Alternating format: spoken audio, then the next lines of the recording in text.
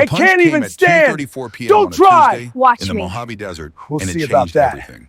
Lieutenant Colonel Derek Vance threw it with the confidence of a man who'd never lost a fight. 6'2", 220 pounds of muscle and arrogance, wrapped in a training uniform that bore 5 rows of ribbons. The kind of soldier who walked like he owned every inch of ground his boots touched.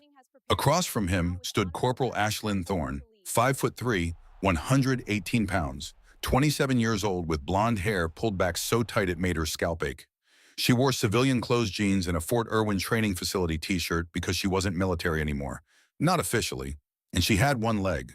The prosthetic started just below her right knee. Titanium and carbon fiber. A C-leg microprocessor-controlled unit that cost the Veterans Administration $42,000. It didn't look real. It didn't feel real. But it was all she had.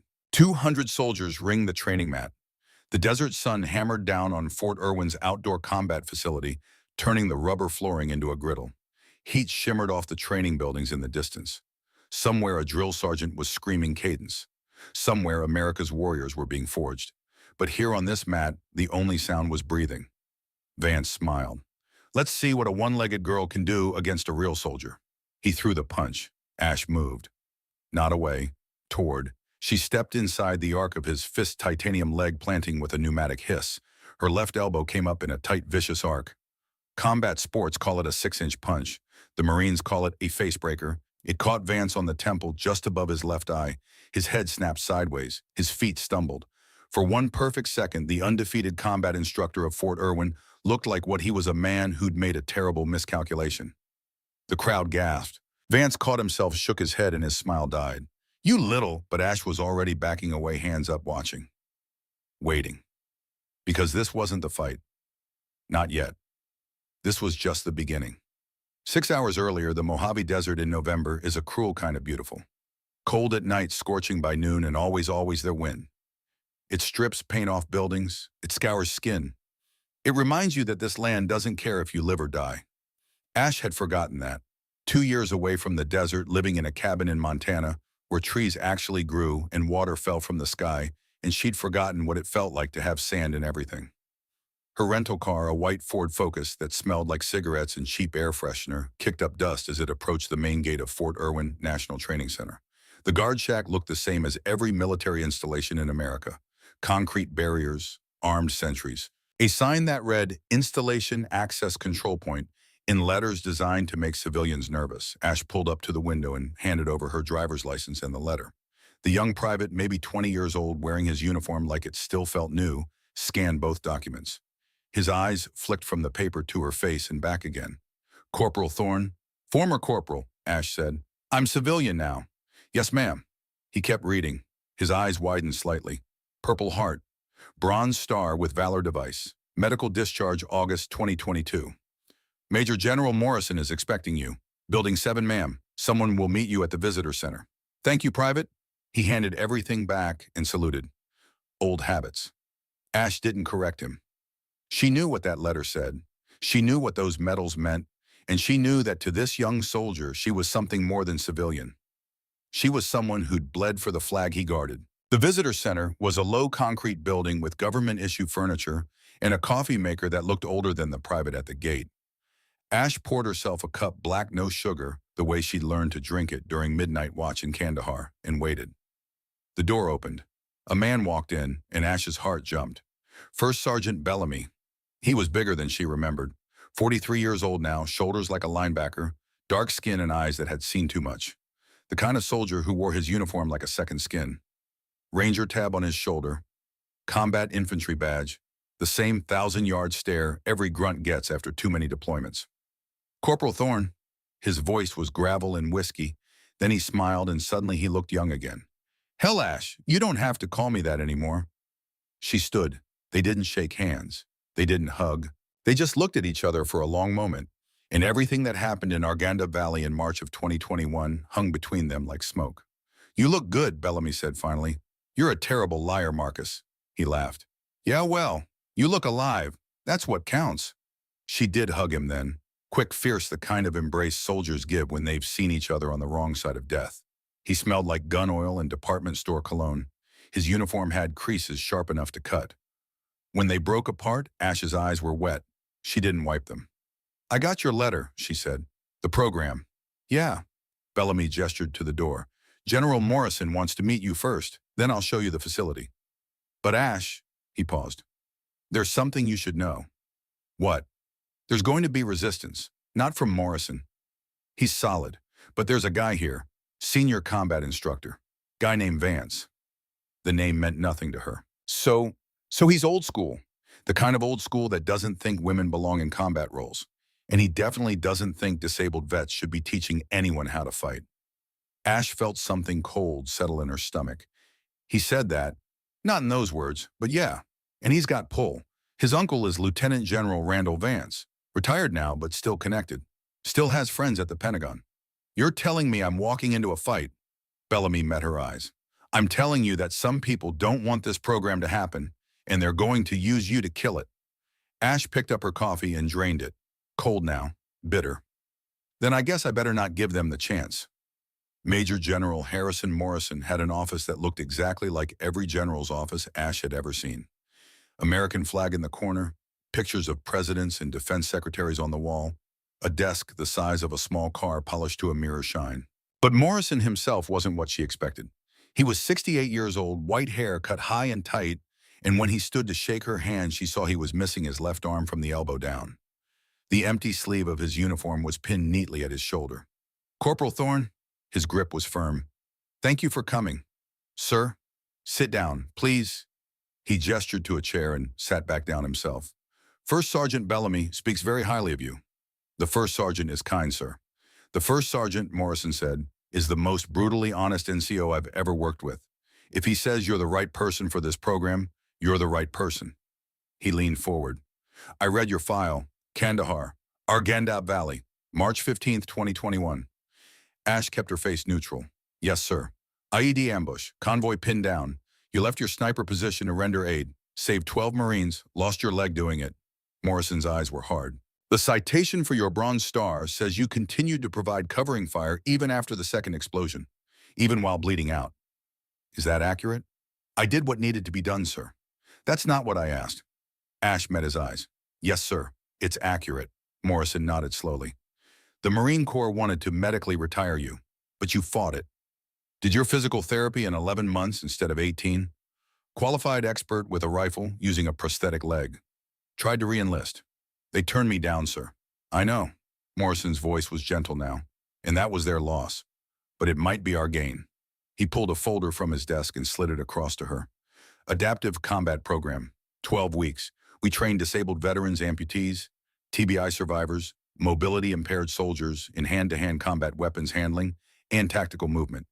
The goal is to prove that disability doesn't mean inability." Ash opened the folder. Photos of soldiers, some missing legs, some missing arms, some in wheelchairs. All of them looking at the camera with the same expression, defiance. "You want me to teach them," she said. "I want you to show them it's possible. I want you to be living proof." Morrison stood and walked to his window. Outside, soldiers were running PT, young men and women who thought they were invincible. "The Pentagon is watching this program, Corporal. If it succeeds, we get funding. We expand. We help thousands of veterans who think their service is over. And if it fails," Morrison turned, "then we've failed every soldier who ever wondered if they still had value after they got broken." The weight of that statement settled on Ash's shoulders like a rucksack full of stones. "What do you need from me, sir?" "Demonstration, tomorrow afternoon. Show my instructors what adaptive combat looks like. Show them that technique beats strength. Show them that one leg is enough if you know how to use it." Morrison paused. "And Corporal Lieutenant Colonel Vance is going to challenge you." There it was. First Sergeant Bellamy mentioned him, sir. Vance is 5th degree black belt in Taekwondo, former hand-to-hand combat instructor at Ranger School. He's been running the combatives program here for 8 years, and he thinks this adaptive program is a waste of resources. Morrison's jaw tightened. "He's going to try to embarrass you, try to prove that disabled soldiers can't compete." "With respect, sir, can we?" Morrison smiled. It wasn't a happy smile. "I lost this arm in Beirut, October 23rd, 1983. Barracks bombing. 241 servicemen died that day. I was a captain then, 28 years old, pulled from the rubble after 16 hours, and for 6 months after I thought my career was over." He held up his remaining hand. "Then I learned to shoot left-handed. Learn to type, learn to lead. And I realized something, Corporal. Weapons are just tools. The real weapon is the warrior. Ash stood. Then I guess I better sharpen myself, sir.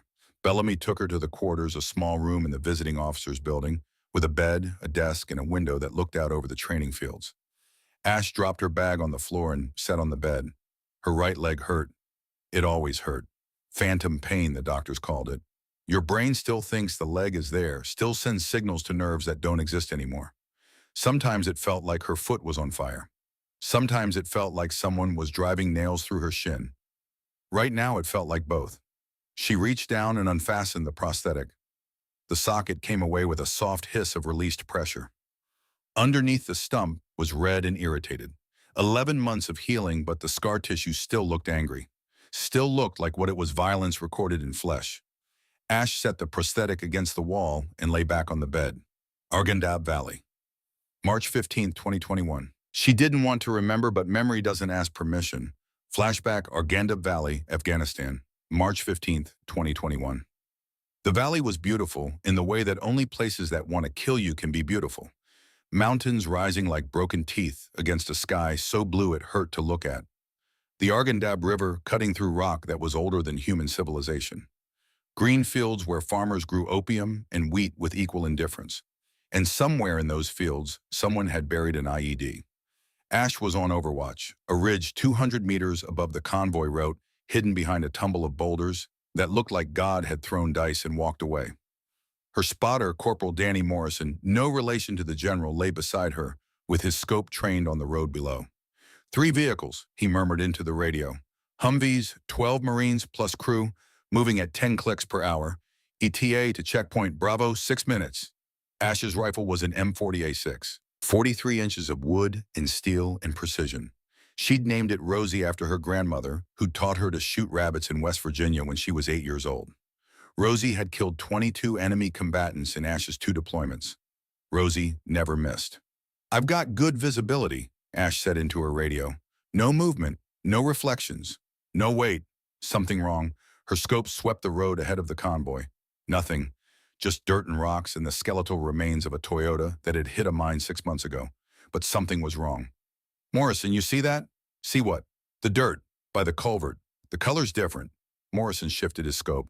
Could be irrigation runoff. Could be fill dirt. Recently disturbed. Ash's heart was starting to pound. Convoy, this is Overwatch. Halt movement. Possible IED at the world exploded. Not the convoy. The lead Humvee was still 200 meters from the culvert. But behind them, where they'd already driven the road, erupted in a column of fire and shrapnel. Secondary explosion. Someone had let them pass the first IED and triggered the second one behind them. Classic ambush. The radio exploded with voices, screaming, orders, the sound of small arms fire. Troops in contact, someone yelled. We're taking fire from the tree line. We've got wounded. Ash's scope found the tree line. Muzzle flashes. At least 6 shooters. The Marines were pinned between the IED crater and the gunfire, taking cover behind their vehicles. I've got shooters, Ash said. Her voice was calm now. Combat calm. The kind of calm that comes when your training takes over and your brain shuts off everything except the mission. Morrison, call it. Wind 2 knots west to east, range 420 meters. Elevation, got it? Ash didn't need him to finish. She could feel the wind on her face, could calculate the drop in her sleep. Her first target was a man with an AK-47 standing behind a tree. Amateur, exposing his shoulder. She breathed in, breathed out. Between heartbeats, she squeezed the trigger. Rosie spoke. The man dropped. Good hit, Morrison said. Ash was already moving to the next target. Breathe, aim, fire. Another shooter down. But there were more of them, and the Marines were still pinned. Overwatch, this is Bellamy. The voice on the radio was tight with pain. I'm hit, I've got 3 wounded, and we can't move. They're flanking us. Ash's scope found Bellamy. He was behind the middle Humvee, bleeding from his shoulder, trying to drag another Marine to cover. 420 meters away, and she was 200 meters up a ridge with a rifle that was useless in close combat. Morrison looked at her. Ash, don't. But she was already moving. She grabbed her M4 carbine and started running down the ridge. Her boots slipped on loose scree. She fell once, caught herself, kept moving. Behind her, Morrison was yelling into the radio, calling for QRF, calling for air support, calling for anyone who could help. But help was 15 minutes away. Bellamy had maybe 5. Ash hit the valley floor and started sprinting toward the convoy. 300 meters. Her lungs burned, her legs burned. She could hear bullets snapping through the air, could hear the distinctive crack of AK fire, could hear someone screaming for a medic. 200 meters. She saw Bellamy, saw the blood, saw him trying to return fire with one arm while the other hung useless. 100 meters.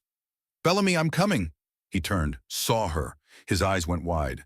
Ash, get down. She didn't get down. She raised her M4 and started firing.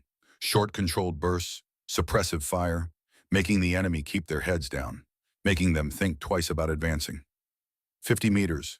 She could see Bellamy clearly now, could see the other wounded Marines, could see the second IED was buried in the path she was running. She never saw it, never had a chance to avoid it. The world turned white, then red, then black. When Ash woke up, she was on her back. The sky was still blue. Someone was screaming. She tried to sit up and couldn't, tried to move her legs and her right leg was gone. Not damaged, not injured, gone. From the knee down, there was just blood and bone and meat. Her brain couldn't process it. She stared at the place where her leg should be, and all she could think was, that doesn't belong to me. That's not my leg. Then the pain hit. She screamed. Bellamy was crawling toward her, bleeding, dragging himself with one arm. Ash, Ash, stay with me. She tried to speak, couldn't. The pain was so big it had eaten all the words. Medic, Bellamy was yelling. Medic man down, I need. But Ash wasn't listening anymore, because her M4 was still in her hands, and the enemy was still shooting, and Bellamy was still exposed. She rolled onto her stomach. The pain made her vision go white. She ignored it. She brought the rifle up, found a target, a man with an RPG trying to get a shot at the convoy. Ash pulled the trigger. The man dropped. She found another target, pulled the trigger. Another target. Pulled the trigger. She emptied the magazine. Someone was dragging her, Bellamy, pulling her behind the Humvee. She could hear helicopters now. Medevac, the beautiful sound of Black Hawk rotors. You're going to be okay, Bellamy was saying. His voice sounded far away. You're going to be okay, Ash. You saved us. You saved all of us. Then she was on a stretcher. Then she was in the helicopter. Then she was looking down at her leg, her missing leg, and thinking, I'm never going to run again. I'm never going to dance again. I'm never going to be a Marine again. And then she was thinking nothing at all. Present day, Fort Irwin. Ash opened her eyes. The ceiling of her quarters stared back at her. White acoustic tiles, a water stain in the corner shaped like Idaho. Her stump ached. Her chest ached. Her eyes were wet. She sat up and reached for the prosthetic leg, fastened it, tightened the straps, stood up and tested her weight. The leg held. It always held. Outside her window, the sun was setting over the Mojave. In 12 hours, she would face Derek Vance. In 12 hours, she would either prove that disabled soldiers could fight, or she would prove him right. There was a knock at her door. Come in. Bellamy entered, carrying 2 bottles of water in a folder. Thought you might be thirsty. Thanks. She took a bottle and drank. Cold, perfect. Bellamy sat in the desk chair. I did some digging on Vance. And, he opened the folder, 4 female instructors in the past 4 years. All of them filed complaints. All of them ended up leaving the military. Ash felt something cold settle in her chest. What kind of complaints? Harassment, humiliation. One of them, Captain Rowan Donnelly, challenged him to a sparring match in 2019. She was judo champion. Should have had a chance. Bellamy's jaw tightened. Vance put her in the hospital. Dislocated shoulder, broken ribs, called it a training accident. And they believed him? His uncle sat on the review board. Bellamy pulled out another sheet. Lieutenant Jessica Palmer, February 2020, filed a complaint about Vance running unsanctioned fight clubs. Junior enlisted forced to fight each other for entertainment. She disappeared 3 weeks later. Disappeared. Training accident at night. Solo ruck march in the desert. They found her body 2 days later. Heat stroke, they said. Bellamy's voice was flat. But the autopsy showed injuries consistent with a beating. Someone covered it up. Ash's hands tightened on the water bottle. Why are you telling me this? Because you need to know what you're walking into. Vance isn't just an asshole instructor. He's dangerous, and he's protected. Bellamy leaned forward. Ash, if you don't want to do this, I'm doing it. Just listen. Marcus. She looked at him. Really looked at him. How's Harper? The question caught him off guard. His face softened. She's good. 6 years old now. First grade. Loves dinosaurs and hates broccoli. Does she ask about her mom? Bellamy was quiet for a moment. Sometimes. She remembers stories, pictures I tell her. But Rachel died when Harper was 4, January 2020, 14 months before you lost your leg. His voice was rough. She was on patrol in Kandahar. IED. She was trying to reach a wounded Afghan kid when it went off. I'm sorry. Don't be. Rachel died doing her job, saving people. That's what soldiers do, he met her eyes. That's what you did.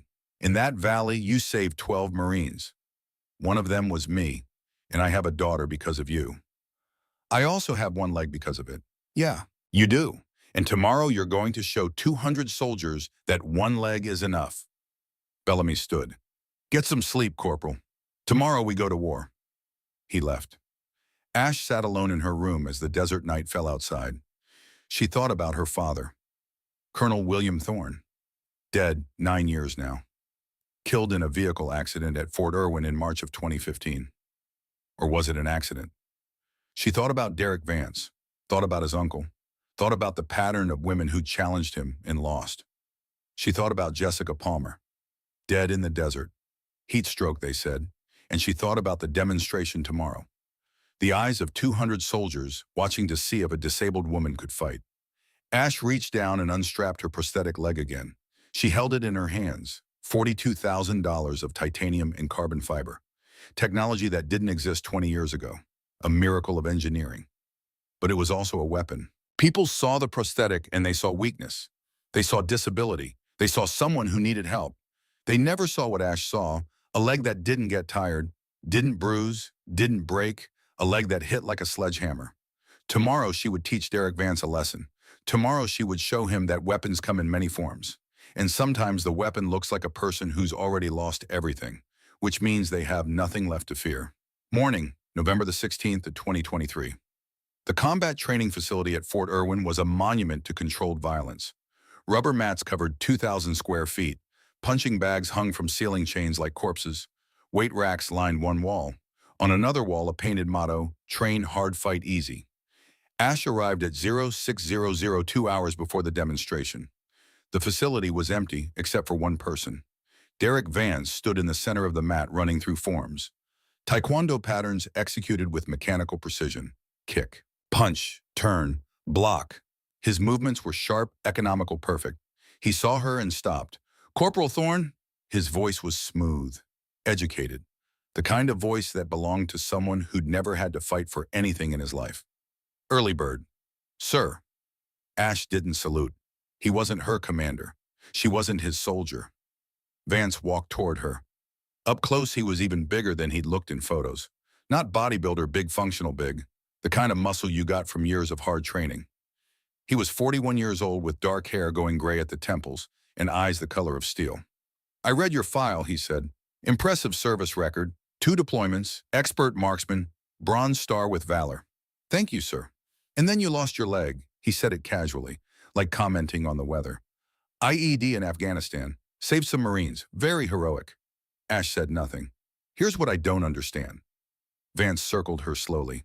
Predator behavior. Why are you here? You did your service. Got your medals. Got your disability check. Why not retire, enjoy your life? Because I'm not done, sir. Not done, he smiled. You're missing a leg, Corporal. You can't run, can't jump, can't execute half the movements required in hand-to-hand combat, and General Morrison wants you to teach disabled veterans how to fight. He shook his head. It's a waste of time, a waste of resources, and frankly, it's dangerous. Dangerous to who, sir? To the soldiers you'll be teaching. False confidence gets people killed. You know that. Vance stopped in front of her. I've been teaching combat for 15 years. I've trained Rangers, SEALs, Force Recon Marines, and I can tell you with absolute certainty, disability is a liability in combat. Period. Then why am I here, sir? Politics. General Morrison wants to look progressive, wants to prove the military cares about disabled vets. And you're the poster child. Vance's smile widened. But I'm not going to let you endanger soldiers with false hope. So here's what's going to happen. He gestured to the mat. Today's demonstration, you and me, 3 rounds. I'm going to show everyone here respectfully, professionally, why adaptive combat is a fantasy. And then this program gets shelved and everyone goes back to reality. Ash looked at the mat, looked at Vance, looked at the size difference, the strength difference, the fact that he had 2 working legs and 15 years of professional fighting experience. Then she smiled. Okay, sir, let's do that. Vance's eyes narrowed. You're confident. I'm realistic, sir. You're bigger, stronger, more experienced. You're probably going to win. Probably. But here's what you don't understand. Ash stepped closer. I didn't come here to win. I came here to fight. And there's a difference. For just a moment, something flickered across Vance's face. Uncertainty. Then it was gone. We'll see, Corporal. 1400 hours. Don't be late. He walked away. Ash stood alone on the mat. Her leg ached, her heart pounded, and somewhere deep in her chest, something old and fierce woke up. The part of her that had crawled through enemy fire with half a leg missing. The part that had kept shooting even when the pain tried to drag her into darkness. The part that understood what most people never learned, that losing didn't make you weak. Giving up did. She had 8 hours to prepare. 8 hours to turn herself into a weapon. And when 1400 hours came, Derek Vance was going to learn something that no amount of training could teach. He was going to learn that broken things can still cut. The sun climbed higher over Fort Irwin, turning the desert into an oven. By noon, the temperature hit 92 degrees. By 1 o'clock, it was 98. The kind of heat that made asphalt soft and turned metal into brands. Ash spent the morning in her quarters, methodical as a sniper, checking her rifle. First, the prosthetic. She removed it, examined every component. The hydraulic knee joint clean, no leaks. The carbon fiber socket, no cracks, no stress fractures. The rubber foot, she replaced it. Not with the normal walking foot, but with the one she used for running. Harder, less give, more impact transfer. She tightened every bolt, tested every joint. The leg wasn't just transportation anymore. Today it was going to be a weapon. Then her body, push-ups, sit-ups, stretches that made her stump ache and her muscles burn. She didn't stop when it hurt. She stopped when the timer said to stop. Bellamy knocked at 11:30. Brought you lunch. He carried 2 MRE's meals ready to eat. Military field rations in brown plastic bags. Chicken and rice, the good kind. They ate in silence for a while. The MREs tasted like every MRE Ash had ever eaten. Not good, not terrible, just fuel. I talked to Captain Graves last night, Bellamy said finally. Ash looked up. Who? Sutton Graves. She's the 5th one, the most recent victim of Vance's pattern. Bellamy pulled out his phone, showed her a photo. A woman in her early 30s, blonde hair and a regulation bun captain's bars on her collar. Strong face, tired eyes. What happened to her? February 2023. She was an instructor here, physical training specialist. Vance started making comments, sexual in nature. She reported it. IG investigation found insufficient evidence. Bellamy's voice was bitter. 3 months later, her performance reviews tanked. Suddenly, she's not meeting standards. They're processing her for administrative separation. She's getting kicked out. General discharge. Not honorable, not dishonorable. The kind that says, we don't want you, but we're not saying why. Bellamy put his phone away. She wants to talk to you before the demonstration. Why? Because she thinks if you beat Vance, maybe someone will finally listen. Ash set down her MRE. Marcus, even if I win this fight, it doesn't prove anything about harassment. No, but it proves he's not invincible. It proves he can lose. Bellamy leaned forward. These women, all 5 of them, they were good soldiers. Better than good. And Vance destroyed them. Not because they were weak, because they challenged him. Because they didn't bow down. And you think I can help them? I think you're the first person who's had a chance to make him bleed in 4 years. Yeah, I think you can help them. There was a knock at the door. Come in, Ash said. The woman from the photo entered. Captain Sutton Graves looked smaller in person. 5'7", maybe 140. She wore civilian clothes, jeans, and a Fort Irwin t-shirt, and her eyes had the particular emptiness of someone who'd stopped hoping for justice. Corporal Thorne? Her voice was steady, professional. Thank you for seeing me. Captain, just Sutton. I'm not wearing the uniform much longer. She sat down in this desk chair. First Sergeant Bellamy told you about me. He did. Sutton looked at her hands. I was a good officer. West Point class of 2013. Deployed to Iraq twice. Came here to train the next generation. And I was good at it. Her voice cracked slightly. Then Vance decided he liked me, started making comments, asking me to have drinks with him, touching my shoulder during conversations. Small things. Things I couldn't prove. You reported it. I reported it. IG came, talked to witnesses. Vance denied everything. Said I was making it up because I was upset about a negative training evaluation he'd given me. Sutton laughed, but there was no humor in it. Funny thing, that evaluation came 3 days after I rejected him. Before that, my reviews were stellar. What did the IG find? Insufficient evidence. His word against mine. And his uncle is a retired 3-star general who golfs with half the Pentagon. My word didn't count for much. Ash felt anger building in her chest. The slow, cold kind. The kind that didn't burn hot and fast. The kind that smoldered and planned. Why are you telling me this, Sutton? Because you're going to fight him today. And I want you to know what he is. Not just an arrogant instructor. A predator. Sutton met her eyes. He's done this to 5 of us that we know about. Maybe more. And he keeps getting away with it because no one can touch him. You want me to hurt him? I want you to beat him. I want 200 soldiers to watch him lose. I want him to feel what it's like to be powerless. Sutton stood. I know that's not fair to ask. This demonstration is about the adaptive combat program, not my vendetta. But I had to try. Ash stood too. Sutton, if I beat Vance today, will you testify? Will you tell your story on the record? I already did. Nobody listened. They'll listen if he's lying on his back in front of 200 witnesses. Ash extended her hand. I can't promise I'll win. He's bigger, stronger, and he's been doing this longer than I've been alive. But I promise I'll make him work for it. Sutton shook her hand. Her grip was firm. That's all I'm asking. After she left, Bellamy looked at Ash. You know this is bigger than just the program now, right? I know. Vance is going to try to hurt you. Really hurt you. He can't afford to lose this. Neither can I. Ash checked her watch. 12:45. We should go. I want to see the facility before it fills up. They walked across the base in silence. The heat pressed down like a physical weight. Soldiers stopped to stare as they passed. Word had spread about the demonstration, about the one-legged woman who was going to fight the combat instructor. Ash could see it in their faces. Some curious, some skeptical, some already certain she was going to get destroyed. That was fine. She'd been underestimated before. The combat facility was already filling when they arrived. Soldiers lined the walls, sat in the bleachers, clustered around the mat. 200 people, like Morrison had said, maybe more. And at the far end, talking to a group of instructors, was Derek Vance. He saw her, smiled, waved her over. Ash walked across the mat.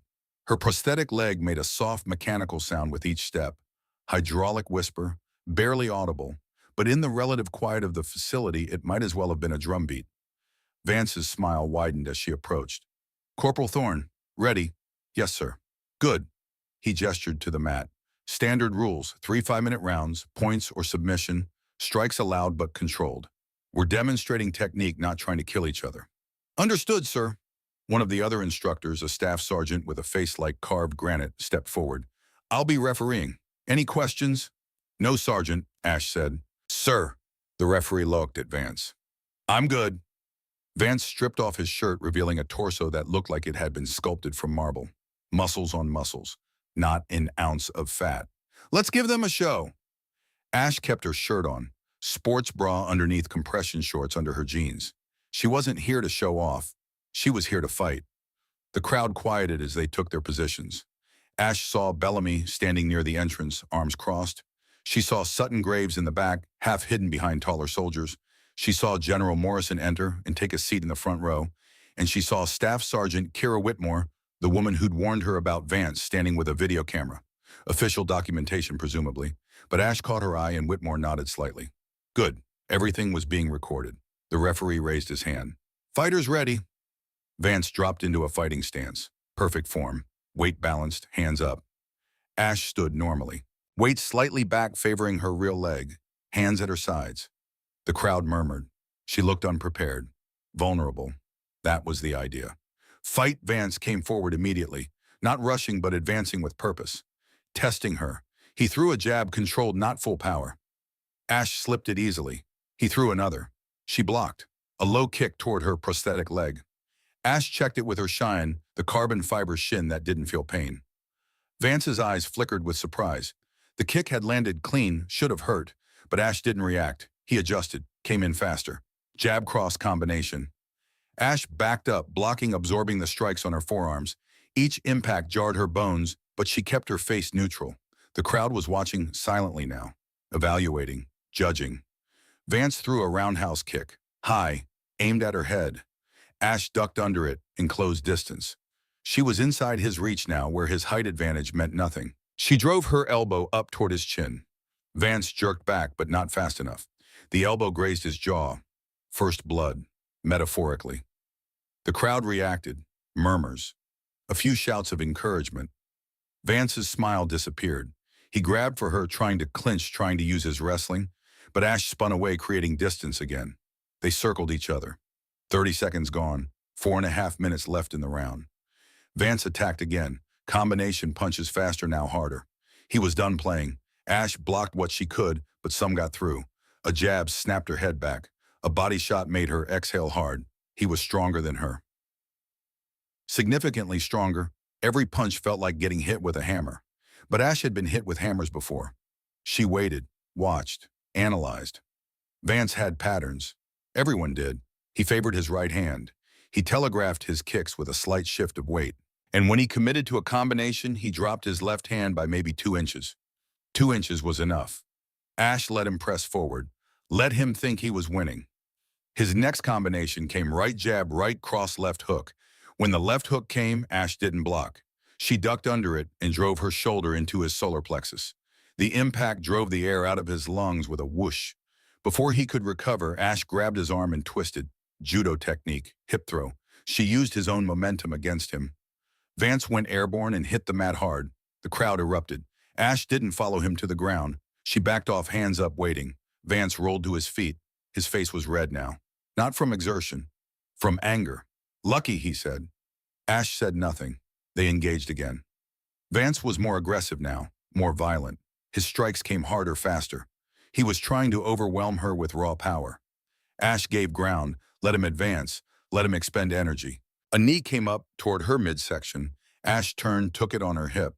The impact was brutal. She'd have a bruise the size of a grapefruit tomorrow, but she didn't go down. She countered with a leg kick of her own. The prosthetic leg swung like a titanium bat and slammed into Vance's thigh. He grunted, stumbled slightly. The crowd noticed. That kick had hurt him, really hurt him, because the prosthetic didn't get tired, didn't pull punches out of self-preservation. It was just a weapon attached to her body, and it hit with the full force of the swing. Vance realized it too. His eyes went to her prosthetic leg, and Ash saw him recalculating. The round timer buzzed. 5 minutes. "Break," the referee called. They retreated to opposite corners. Ash was breathing hard, sweating. Her stump ached where the socket pressed against scar tissue, but she was intact. Bellamy appeared with a water bottle. "You're doing good." "He's rattled." "He's angry," Ash corrected. "Same thing." Bellamy wiped sweat from her face with a towel. "He's going to come harder in round 2. He can't afford to look weak in front of his students." "I know." During the break, Ash heard the crowd murmuring. Odds shifting. Money changing hands in the back rows. Soldiers always bet on fights. $20 says he knocks her out in round 2. She's done. Look at her ribs.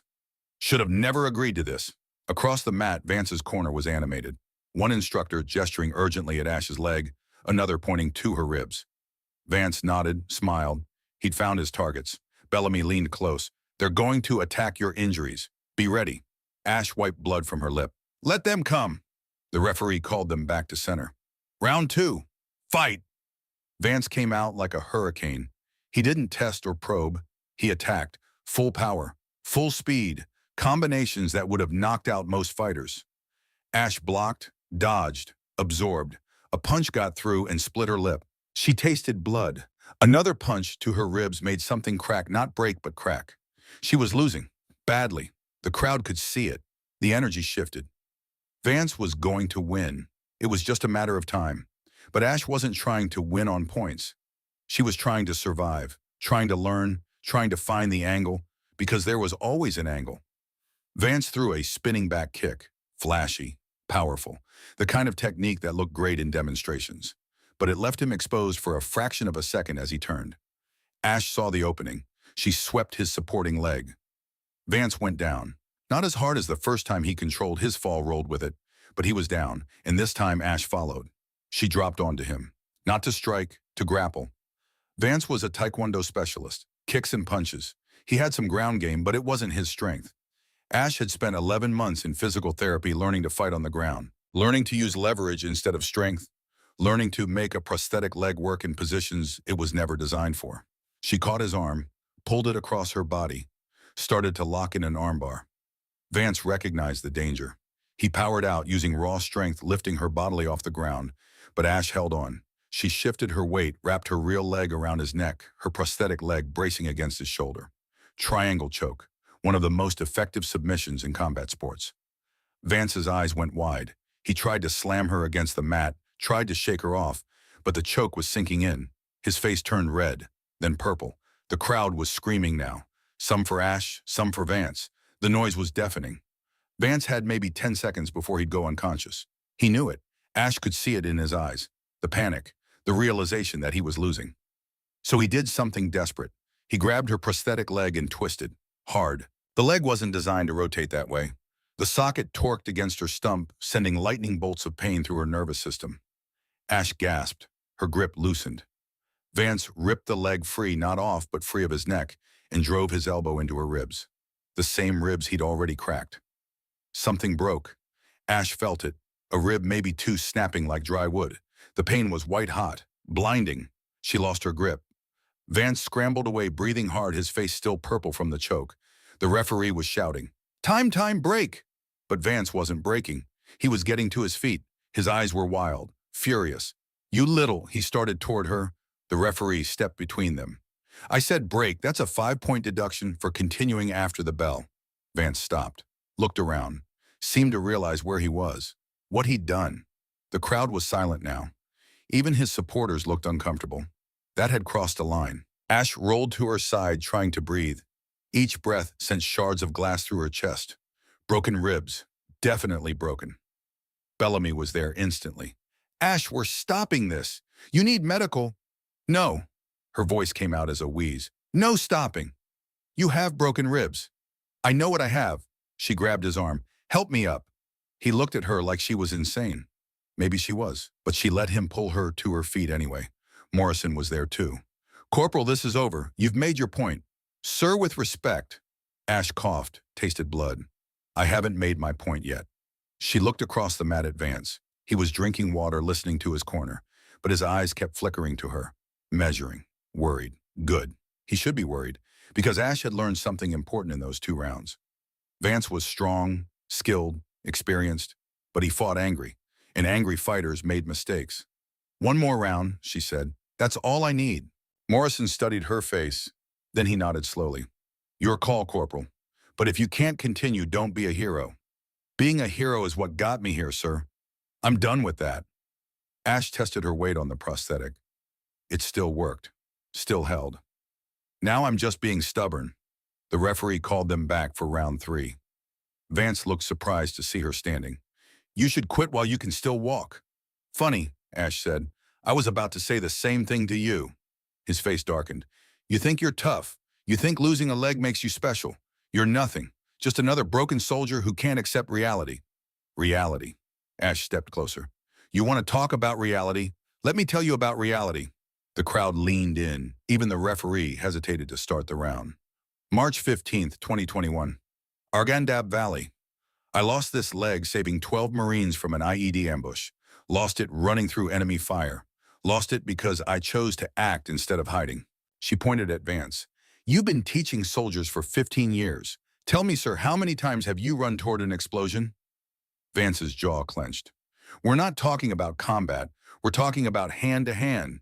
We're talking about warriors, Ash interrupted.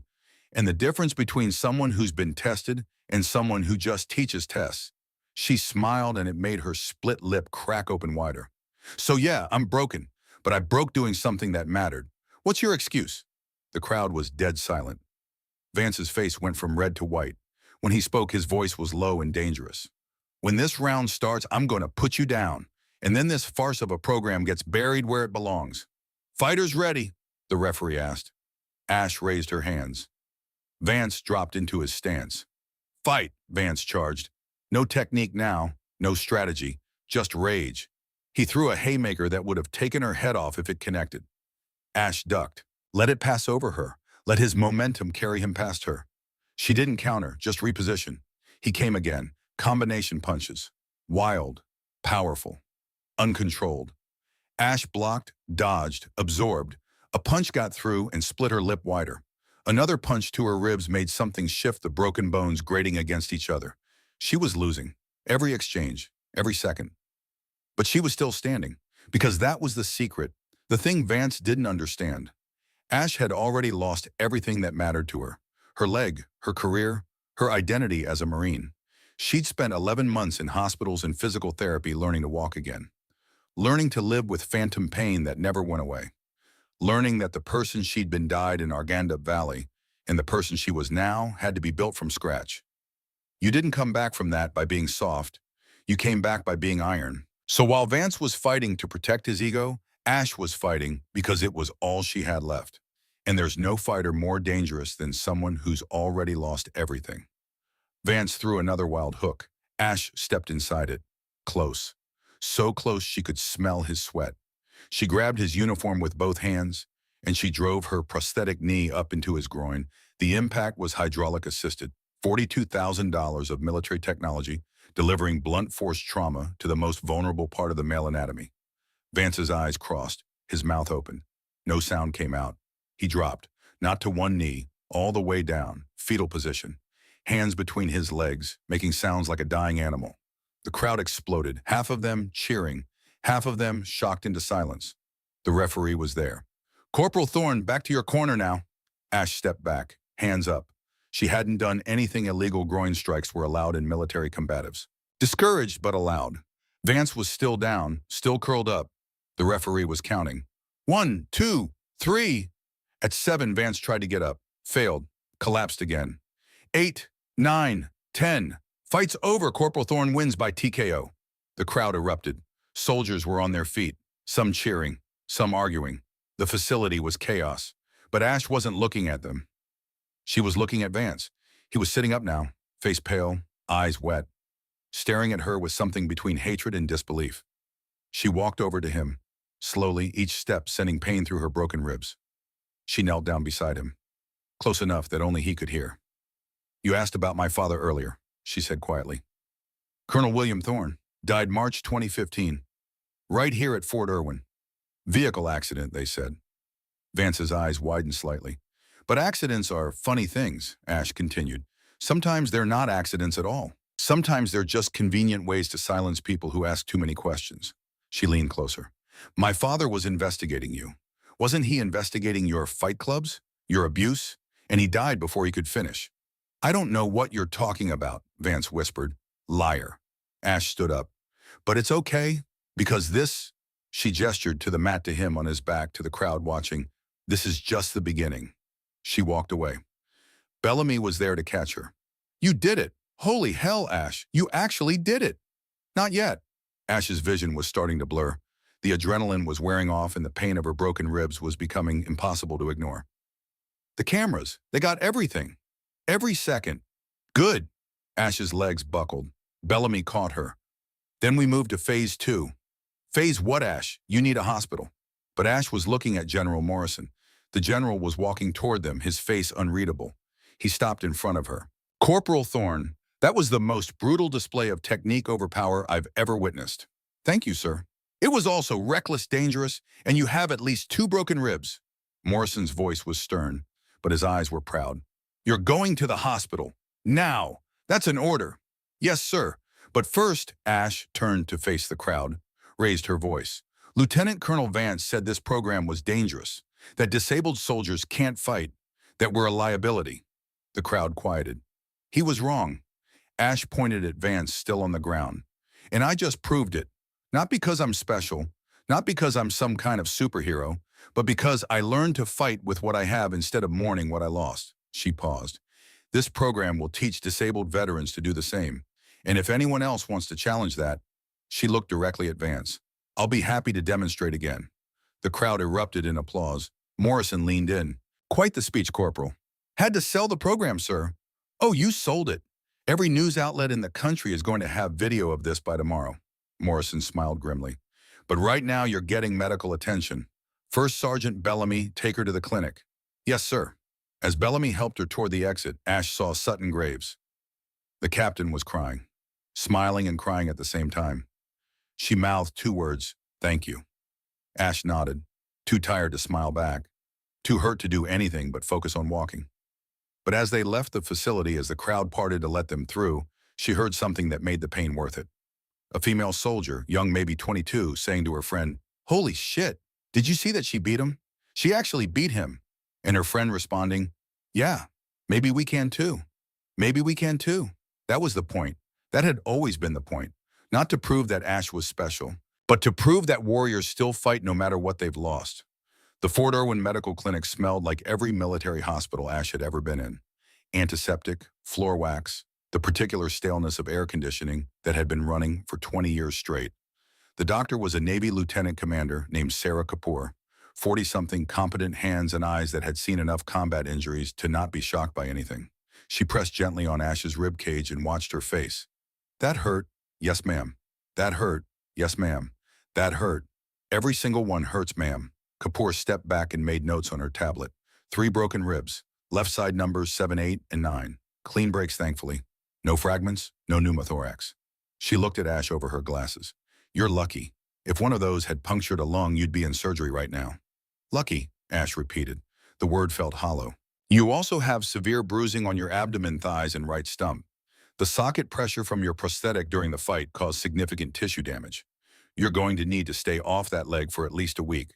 A week, minimum. And the ribs need 6 weeks to heal. No combat training, no heavy lifting, no sudden movements. Kapoor's voice was firm. I'm grounding you, Corporal. Doctor's orders. Bellamy, sitting in the corner, made a sound that might have been a laugh. She's not going to listen, ma'am. Then she's going to end up back here with worse injuries. Kapoor looked at Ash. I read your file. I know what you went through at Walter Reed. 11 months of surgeries and physical therapy. You fought like hell to walk again. Don't waste that by being stupid. Ash met her eyes. I appreciate the concern, ma'am, but I have work to do. The adaptive combat program can wait. It's not about the program anymore. Ash sat up straighter, ignoring the lance of pain through her chest. It's about Derek Vance and what he's done and making sure he can't do it again. Kapoor's expression shifted. What do you mean? Bellamy leaned forward. Ma'am, can I speak freely? You're not in my chain of command, First Sergeant. Speak however you want. Vance has been abusing his position for years. Sexual harassment, humiliation, possibly worse. He's destroyed the careers of at least 5 female soldiers, maybe more, and he's been protected by his uncle and the good old boy network. Do you have proof?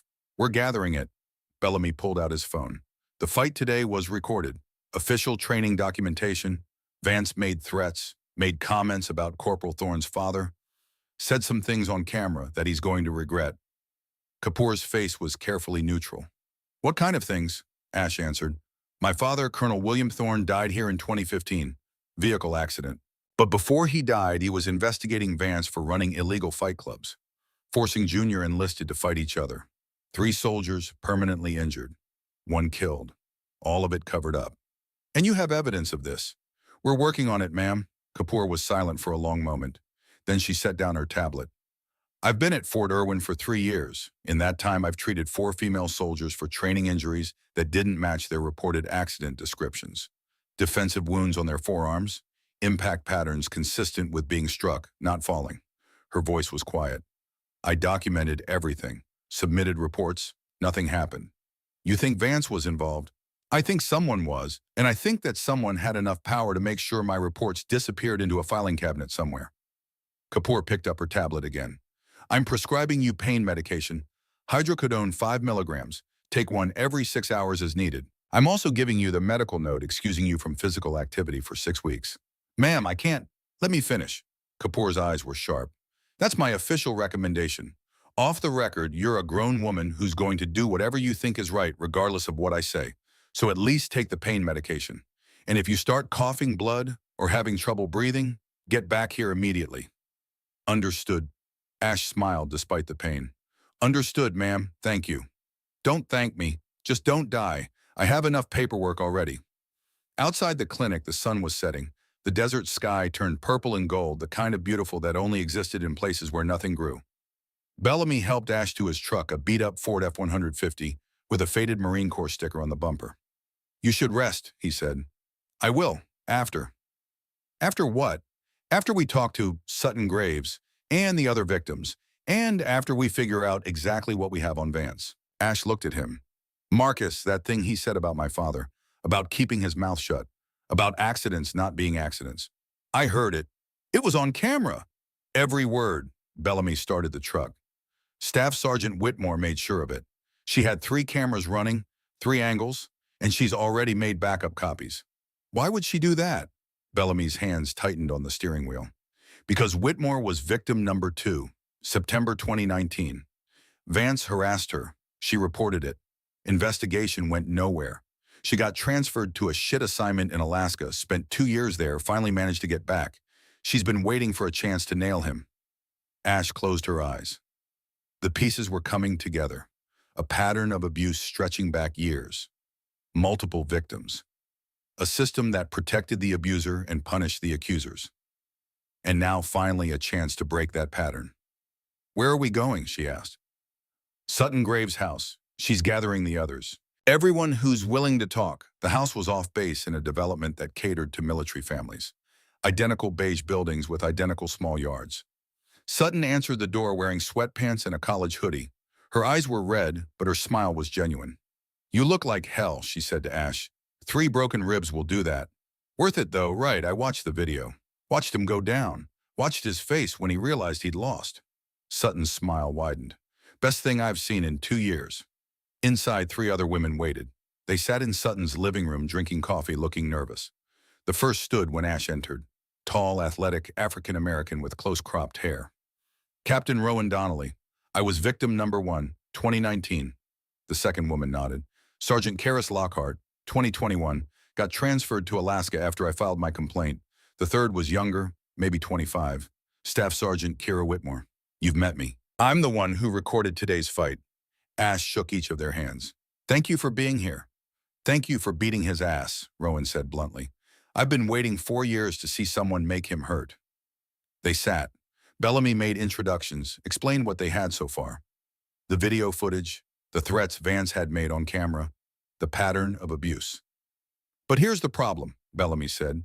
"Even with the video, even with all of you willing to testify, Vance has protection. His uncle is Lieutenant General Randall Vance, retired but still connected, still has friends who owe him favors." "So what do we do?" Sutton asked. Ash leaned forward, ignoring the pain in her ribs. "We build a case so strong that they can't ignore it. We document everything, every incident, every witness, every piece of evidence. And then we go public." "Public how?" Karis Lockhart looked skeptical. "We've tried official channels. They don't work. Then we use unofficial channels." Ash looked at Bellamy. "You said news outlets are going to have video of the fight by tomorrow. Already happening. Morrison's public affairs office is spinning it as a successful demonstration of the adaptive combat program. But the video is out there. Social media, news sites, it's going viral." "Good. That means attention. That means pressure." Ash turned to the women. "I need each of you to write down everything that happened with Vance. Dates, times, witnesses, physical evidence. Everything. And I need you to be willing to go on the record." "They'll retaliate," Rowan said quietly. "They always do. They already did. They destroyed your careers. They transferred you. They silenced you." Ash's voice was hard. "What else can they take?" Silence.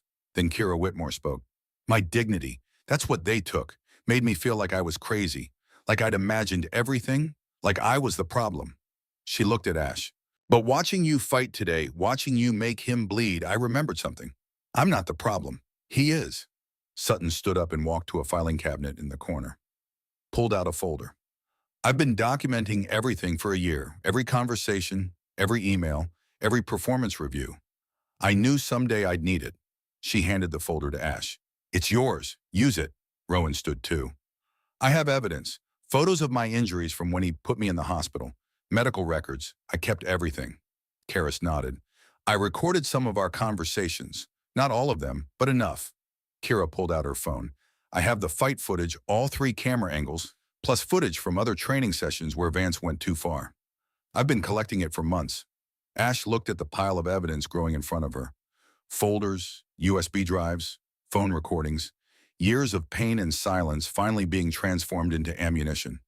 "This is good," she said. "This is really good. But we need more. We need to connect Vance to my father's death. We need to prove it wasn't an accident." Bellamy pulled out his laptop. "I've been digging into that. Found something interesting in the accident investigation report from 2015. He opened a PDF. Official Army investigation. Colonel William Thorne killed when his vehicle left the road during a night training exercise. Brake failure, ruled accidental. But look at this." Bellamy zoomed in on a section. The vehicle was a 2012 Ford Explorer, fleet vehicle maintained by the motor pool. According to the maintenance logs, it had a full brake inspection 3 days before the accident. No problems found. So the brakes failed 3 days after being inspected. Ash frowned. "That's possible, but unlikely." Gets better. The mechanic who did that inspection, Staff Sergeant Michael Torres, retired in 2016, moved to Nevada. I called him. Bellamy looked at Ash. "He remembers your father's vehicle. Says the brakes were perfect. No wear, no leaks, nothing wrong. He was shocked when he heard about the accident." "Did he say anything else?" "He said someone came to talk to him after the accident. Civilian. Told him to keep quiet about what he'd found, or didn't find. Offered him money. Torres refused, but he got the message. Shortly after that, he retired early. Said he didn't feel safe anymore." Ash felt cold settling in her chest. Who was the civilian? He didn't know, but the investigation was overseen by Lieutenant General Randall Vance, who just happened to be the post commander at the time. The room went silent. Sutton broke it. "So you're saying that Vance's uncle covered up a murder?" "I'm saying the evidence points that way." Bellamy closed the laptop. "But proving it is going to be hard. It's been 8 years. The vehicle was scrapped. Most of the investigators have retired or transferred, and the one witness we have, Torres, is scared to talk officially." "Then we find other evidence," Ash said. "What was my father investigating when he died?" "You said something about illegal fight clubs." Bellamy nodded. "According to the fragmentary records I could find, Colonel Thorne was investigating reports of unauthorized combatives training. Junior enlisted soldiers were being forced to fight each other. No protective gear, no medical supervision, several injuries, one death. Who died? Private Jake Brennan, November 2014, 20 years old, found dead in the barracks, ruled as cardiac arrest due to undiagnosed heart condition. But the autopsy photos show extensive bruising, broken nose, fractured orbital bone. Looks like he got beaten to death, not heart failure." Ash stood up pacing, despite the pain. "So my father discovered that Vance was running fight clubs, discovered that a soldier died because of it, started investigating, and then my father died in a convenient accident before he could file his report. That's the theory. Where's the proof? Where's my father's investigation file? Classified, sealed after his death. I've tried to access it. No luck." Ash stopped pacing. "Who would have access? JAG, Inspector General, maybe the Provost Marshal." Bellamy paused. "Or someone with high enough clearance to override the classification. Like a general. Like Morrison." They looked at each other. "Do you trust him?" Ash asked. "I think so. He's the one who brought you here. He's the one who wanted this program to succeed, and he's the one who ordered Vance arrested after the fight." "Arrested?" Bellamy smiled grimly. "You didn't hear right after you left for the clinic, Morrison ordered military police to detain Vance. Pending investigation for assault and conduct unbecoming. He's in the brig right now." Ash felt something loosen in her chest. Not relief, not yet, but the beginning of it. "Then we need to talk to Morrison, tonight." Morrison's office was still lit when they arrived at 2100 hours. The general answered their knock personally, looking unsurprised to see them. "Corporal Thorne, you should be resting." "Sir, I need to ask you about my father." Morrison's expression didn't change, but something flickered in his eyes. "Come in." They sat. Morrison poured 3 glasses of whiskey from a bottle in his desk drawer. "I knew your father, Corporal. Not well, but I knew him. He was a good officer, honorable, the kind of man the Army needs more of. He was investigating Derek Vance when he died." "Yes." "And his death was ruled an accident." "Yes." "But it wasn't an accident, was it, sir?" Morrison was silent for a long moment. Then he took a drink. "Off the record, yes, sir. I was a colonel in 2015, post-deputy commander. Your father came to me 3 weeks before he died, told me what he'd found, the fight clubs, the injuries, Private Brennan's death. He showed me evidence, photos. Witness statements. It was damning. What happened? I told him to take it to the IG, go through proper channels. He agreed. Morrison's voice was flat. 2 weeks later, he was dead, and all his evidence disappeared. His office was cleaned out. His computer files were wiped. The witnesses suddenly couldn't remember anything. And you didn't investigate? Morrison looked at her. I tried. I pushed for an independent investigation into the accident. I was told to stand down, told that I was interfering with a closed case, told that if I persisted, I'd be looking at early retirement. He finished his whiskey. So I made a choice. I could throw away my career over a case I couldn't prove, or I could stay in and try to fix the system from the inside. You chose to stay. I chose to survive, and I've regretted it every day since. Morrison poured another drink.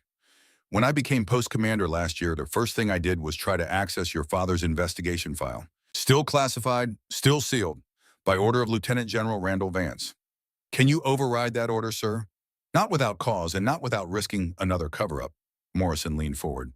But if we had new evidence, if we had witnesses willing to testify, if we had probable cause to reopen the investigation, then I could justify unsealing those files. Ash understood. The fight today, Vance's threats on camera, that's your probable cause. It's a start, but I need more. I need a pattern of abuse. I need victims willing to go on record. I need evidence that connects Vance to multiple crimes spanning multiple years. Bellamy set his laptop on Morrison's desk. We have that, sir. For the next hour, they laid it all out. 5 victims, documented harassment, transfers and reprisals, the suspicious death of Private Jake Brennan, the convenient accident that killed Colonel Thorne, witness statements, medical records, photos, video footage. Morrison listened without interrupting.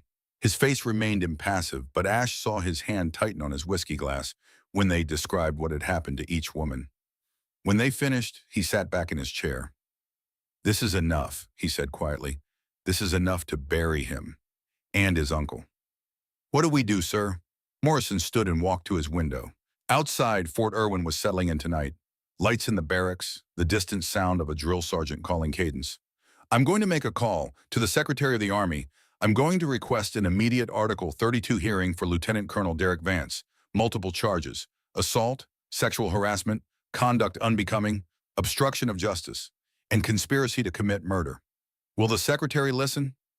He will when I send him this evidence. And when I tell him that if he doesn't act, I'm going to resign my commission and hold a press conference. Morrison turned. I should have done this 8 years ago. I should have fought for your father. I didn't. That's on me. But I can fight for you now, for all of you. Ash felt her throat tighten. Thank you, sir. Don't thank me yet. Vance's uncle still has power, still has friends. This is going to be a fight. Good, Ash said. I'm getting used to those. The Article 32 hearing was scheduled for November 30th, 2023, 2 weeks after the fight. 2 weeks for the Army to gather evidence, interview witnesses, and build a case. 2 weeks that felt like 2 years. Ash spent them in a blur of pain medication and depositions. JAG lawyers interviewed her for hours, went through every detail of the fight, every word Vance had said, every threat he'd made. They interviewed the 5 victims, heard their stories, documented their evidence. They interviewed Staff Sergeant Torres, the mechanic who'd inspected Colonel Thorne's vehicle. He testified reluctantly, fearfully, that the brakes had been perfect 3 days before the accident, that someone had pressured him to stay quiet. They exhumed Private Jake Brennan's body. New autopsy, new pathologist, new conclusion: death by blunt force trauma, not cardiac arrest. Homicide, not natural causes. The evidence mounted day by day, hour by hour. On November 23rd, 2 days before the hearing, Ash received an encrypted email. No sender name, no signature, just 3 attachments. The first, military financial records showing wire transfers from Randall Vance's personal account to Staff Sergeant Torres in 2015. Payment dates 3 days after Colonel Thorne's death. Amount $50,000. The second, a recorded phone call from November 2014. Randall Vance's voice clear and unmistakable. The Brennan situation is handled. No autopsy irregularities will be flagged. The pathologist understands his career depends on cooperation. The third, a handwritten note photographed. If you're reading this, I'm dead, but the truth shouldn't die with me. Colonel William Thorne. Ash's hands shook as she forwarded everything to Morrison. 12 hours later, federal marshals surrounded Randall Vance's Virginia estate. And on November 25th, 5 days before the hearing, the Army arrested Lieutenant General Randall Vance. Retired or not, he was subject to military justice. And the charges were staggering. Conspiracy to commit murder, obstruction of justice, accessory after the fact, misuse of his position, bribery. The news exploded. CNN, Fox News, MSNBC, every major outlet picked up the story. Retired general arrested for covering up murder, nephew implicated in multiple crimes, victims finally speaking out. The army couldn't ignore it anymore, couldn't sweep it under the rug. There was too much light shining on it now. The hearing was held in a courtroom at Fort Irwin. Not the post courtroom, too small. They used the base theater converted into a legal venue. Seats for 200 people, every single one filled. Ash sat in the front row, flanked by Bellamy and Sutton Graves. Her ribs still ached, but the pain was manageable now. 3 weeks of healing, 3 weeks of waiting. Derek Vance was led in wearing his uniform. They'd given him that dignity at least. But no ribbons, no rank insignia. Just a plain uniform and handcuffs. He didn't look at Ash. Didn't look at any of his victims. He looked at the floor. The judge, a full colonel named Patricia Hayes, called the hearing to order. This Article 32 hearing is convened to determine whether sufficient evidence exists to proceed to court-martial. The accused Lieutenant Colonel Derek Vance faces the following charges. She read them, all 12. Assault, sexual harassment, conduct unbecoming, running illegal fight clubs, conspiracy to commit murder in the death of Colonel William Thorne, accessory to murder in the death of Private Jake Brennan. The list went on and on. Then came the witnesses. Sutton Graves testified first. Described the harassment, the retaliation, the destruction of her career. Her voice was steady, clear, damning. Rowan Donnelly went next. Described the fight where Vance had hospitalized her, showed photos of her injuries. The courtroom was silent. Karis Lockhart, Kira Whitmore. One by one, they told their stories. Then came Staff Sergeant Torres. He testified about the brake inspection, about the civilian who'd pressured him, about the $50,000 that appeared in his account 3 days after he retired. Money he'd never touched, money he'd kept as insurance. Then came the new pathologist who'd examined Jake Brennan's body. Testified that the original autopsy had been falsified, that Brennan had been beaten to death, that his injuries were consistent with multiple strikes from fists and feet. Then came the video evidence, the fight, Vance's threats, his admission that Colonel Thorne's accident wasn't an accident. The courtroom watched in silence as Vance condemned himself with his own words. Finally, Ash was called to testify. She walked to the witness stand slowly. Her prosthetic leg made its mechanical whisper. Everyone watched. The prosecutor, a JAG captain named Michael Stone, approached. Corporal Thorne, please describe the events of November 16, 2023. Ash did. Describe the challenge, the fight, the things Vance had said. And when Lieutenant Colonel Vance mentioned your father, what was your reaction? Shock, sir. I didn't know my father had investigated Vance. I didn't know there was any connection between them. But you know now. Yes, sir. And what do you believe happened to your father? Defense counsel objected. Calls for speculation. I'll rephrase, Stone said. Corporal Thorne, based on the evidence you've seen, do you believe your father's death was an accident? Ash looked at Vance. He was staring at his hands. No, sir. I believe my father was murdered. I believe someone tampered with his vehicle. And I believe it was done to silence his investigation into Lieutenant Colonel Vance's illegal activities. The courtroom murmured. Judge Hayes gabbled for silence. Stone continued. One final question, Corporal. Why did you accept Vance's challenge to fight? Initially, to prove that disabled soldiers can compete. To prove that the adaptive combat program has value. Ash paused. But after I learned about the pattern of abuse about the other victims, about my father, I fought for them. For everyone Vance had hurt. For everyone who couldn't fight back. Thank you, Corporal. No further questions. The defense attorney, a major who looked distinctly uncomfortable with his client, had no questions for Ash. The hearing lasted 2 days. At the end, Judge Hayes announced her decision. Having reviewed all evidence and testimony, I find probable cause to proceed to general court-martial on all charges. Lieutenant Colonel Derek Vance is hereby bound over for trial. Bail is denied. The accused will remain in confinement pending trial. The gavel fell. Vance was led away. This time he looked at Ash, and in his eyes she saw something she'd never expected. Fear. The trial itself took place in January 2024. Military justice moves slowly, but when it moves, it's thorough. The jury was composed of 7 officers, 3 women, 4 men, all combat veterans, all familiar with the culture Vance had exploited. The prosecution built their case methodically, witness after witness, document after document. The evidence was overwhelming. The defense tried to argue that Vance was being scapegoated, that he was a dedicated soldier being crucified for political correctness, that the witnesses were lying. The jury didn't buy it.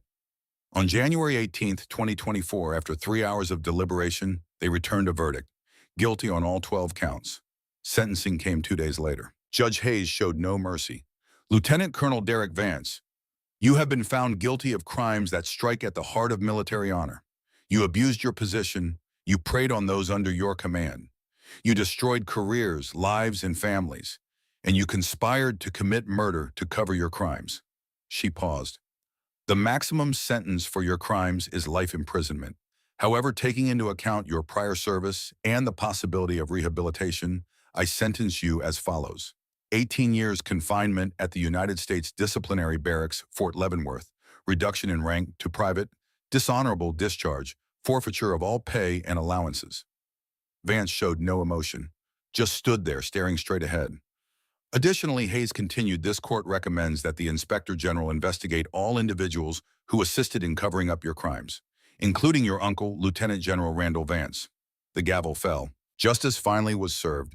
Lieutenant General Randall Vance's trial came in March 2024. He fought harder than his nephew, hired civilian lawyers, called in favors, argued that he'd been following orders, protecting the institution, doing what he thought was right. The evidence said otherwise. He was convicted of obstruction of justice and accessory after the fact. The judge, a civilian federal judge since Randall Vance was retired, sentenced him to 8 years in federal prison. Additionally, the Secretary of Defense reduced his retired rank from lieutenant general to colonel. He would lose his 3-star pension, would lose the prestige he'd spent 40 years building, would lose everything the way he'd made so many others lose everything. The institutional changes came quickly after that. The Pentagon, embarrassed by the scandal, implemented new oversight protocols, independent IG reviews for all harassment complaints, victim advocates with direct reporting to the Secretary of Defense, anonymous hotlines, mandatory training. Would it be enough? Maybe not. Systems were hard to change, but it was a start. The Adaptive Combat Program received full funding in February 2024, $2.4 million annually, enough to train hundreds of disabled veterans. Ash was offered the director position. GS-14 civilian pay grade, $110,000 a year, an office, a staff, the chance to build something that mattered. She accepted. Bellamy signed on as deputy director. Together, they designed a 12-week program, physical training adapted for various disabilities, hand-to-hand combat techniques, weapons handling, tactical movement. But more than that, they taught resilience, taught adaptation, taught that losing part of yourself didn't mean losing all of yourself. The first class started in January 2024. 47 students, amputees, TBI survivors, soldiers with mobility impairments, soldiers with PTSD, soldiers who thought their service was over. They trained in the same facility where Ash had fought Vance, the same mats, the same equipment. But the energy was different now. No more humiliation, no more abuse, just hard work and mutual respect. Ash taught them what she'd learned. That technique beat strength. That intelligence beat power. That the weapon wasn't your body, it was your mind. And on May 15, 2024, exactly 6 months after the fight, they held graduation. All 47 students completed the program. All 47 received their certificates. All 47 proved that disability didn't mean inability. The ceremony was held outdoors, desert sun beating down, 200 people in the audience, family members, friends, fellow veterans. General Morrison gave the keynote address, talked about resilience, about honor, about the warriors who served not because it was easy, but because it mattered. Then Ash spoke. She stood at the podium without notes. Her prosthetic leg was visible below her dress uniform. She'd earned the right to wear it again for the ceremony. The sun glinted off the titanium. 3 years ago, she began, I lost my leg in Afghanistan, lost it saving the lives of 12 Marines, and for a long time after that, I thought I'd lost everything. My career, my identity, my purpose. The audience was silent. I was wrong. I hadn't lost everything. I just lost one thing. And in losing that one thing, I found something more important. I found out who I really was. Not a Marine, not a sniper, not even a soldier. I was a warrior. And warriors don't stop being warriors because they lose a limb. They adapt. They overcome. They find new ways to fight. She paused, looking at the graduates. You 47 people proved that. You prove that loss doesn't define strength. You prove that scars don't determine worth. You prove that soldiers who've given everything can still give more. Her voice strengthened. Some people will look at you and see your disabilities. See your wheelchairs, your prosthetics, your scars. Let them, because you know what you really are. You're the ones who fought when fighting cost you something. You're the ones who served when service meant sacrifice. You're the ones who refused to quit when quitting was the easy choice. She smiled. Welcome to the fight. Welcome to the family. And remember, a weapon doesn't need to be perfect. It just needs to be precise. The crowd erupted. Standing ovation, 3 minutes of applause. The graduates marched across the stage. Each one stopped to salute Ash. Each salute returned with pride. Among them were soldiers missing legs, arms, eyes. Soldiers in wheelchairs. Soldiers with invisible wounds. But when Ash looked at them, she didn't see disabilities. She saw warriors. After the ceremony, there was a reception. Food, speeches. Congratulations! Ash slipped away from the crowd, found a quiet spot behind the facility, just her and the desert and the setting sun. She heard footsteps behind her. Bellamy.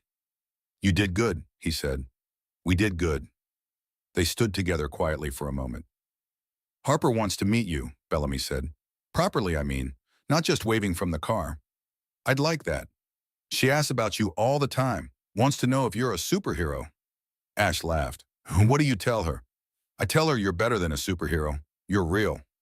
More silence. The sun touched the horizon, painting the desert gold and purple. Marcus, can I ask you something? Anything. Do you think my father would be proud of this? Of what we built? Bellamy turned to look at her.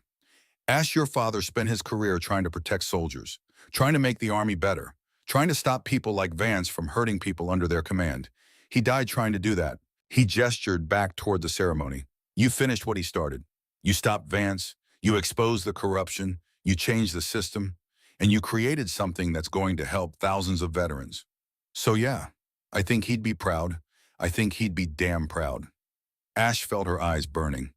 Didn't try to stop the tears this time. I miss him. I know.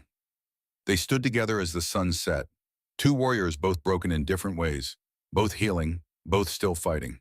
2 weeks later, Ash visited Arlington National Cemetery. Her father's grave was in Section 60, the section reserved for recent casualties, for warriors who'd fallen in Iraq and Afghanistan and the long war on terror. The headstone was simple, white marble, name, rank, dates of service. Colonel William J. Thorne, United States Army, 1965 to 2015. Purple heart, bronze star, loving father. Ash knelt beside it, ignored the pain in her prosthetic socket, ignored the looks from other visitors. She'd brought flowers, yellow roses, her father's favorite. Hey, Dad, she said quietly. Been a while. The wind rustled through the trees. Somewhere a bird sang. I did it. I got him. Got Vance. Got his uncle. Got everyone who helped cover up what happened to you. Her voice cracked.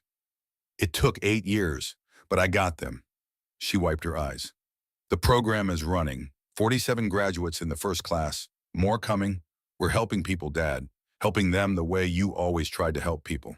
A shadow fell across her. Ash looked up. General Morrison stood there, hat in hand. Corporal Thorne, I hope I'm not intruding. No, sir. Morrison knelt beside her, slowly the way old soldiers do when their knees don't work like they used to. He looked at the headstone. I should have come here years ago, he said. Should have told him I was sorry I didn't fight harder, that I let them silence me. You fought when it mattered, sir. You fought for me. I fought for all of us, for everyone who was failed by the system. Morrison reached into his jacket, pulled out a small box. The Secretary of the Army asked me to deliver this personally. He opened the box. Inside was a single star, Brigadier General rank insignia. Your father was promoted posthumously to Brigadier General for his service, for his sacrifice, and for his courage in standing against corruption even when it cost him his life. Ash's hands shook as she took the box.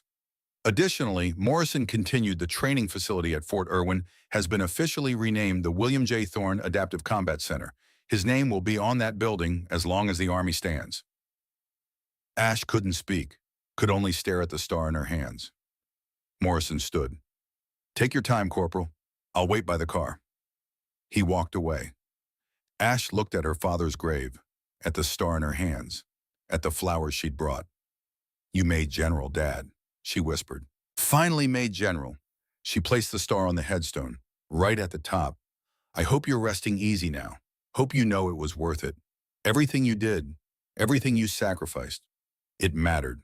She stood, straightened her uniform, came to attention, and she saluted, a proper salute, crisp, respectful, the way her father had taught her when she was 8 years old and wanted to be a soldier like him.